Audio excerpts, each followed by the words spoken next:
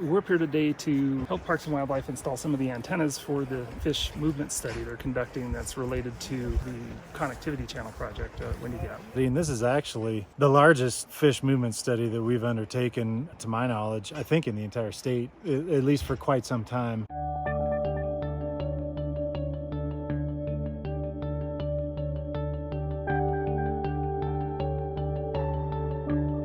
The connectivity channel has a good shot at helping reshape the habitat down here. The hope is that that will produce possibly a stronger fishery down here for CPW and the general public.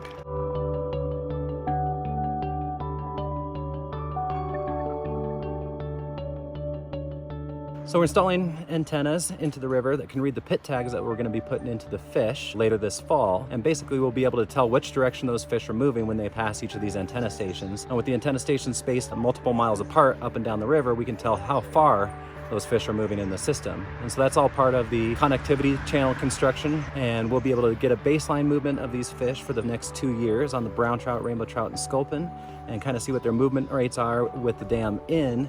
And then once that connectivity channel is constructed and the fish can move around Windy Gap Reservoir, we'll see if those movement rates change and those fish are actually using that connectivity channel over time.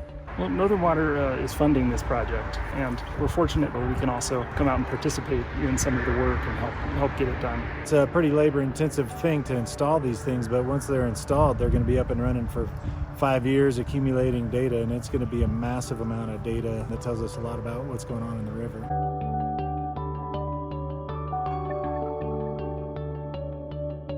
The antennas are made out of some pretty heavy gauge copper wire, and that's what sends the electromagnetic signal that can read the pit tags.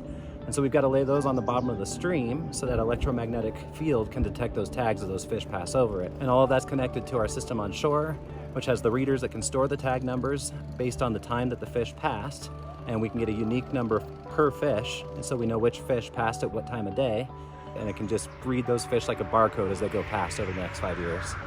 It's going to generate so much data to show patterns of fish movement before and then also after. So we're going to be able to just directly observe what the changes in fish movements are. And if everything goes according to plan and it does what we expect it to do, we're going to see huge changes in that dynamic of fish movement before and after the project is built.